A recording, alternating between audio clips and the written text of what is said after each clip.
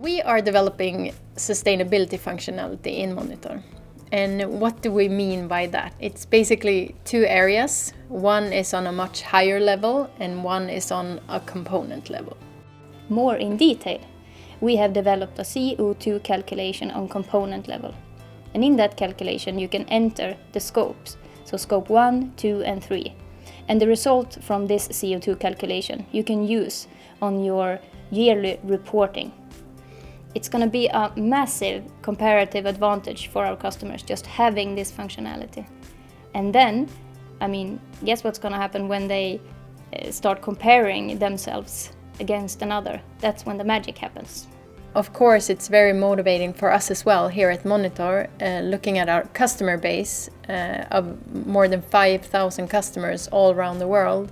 If we can offer sustainability functionality that can help them lower their emissions, then of course we're really, really happy about this.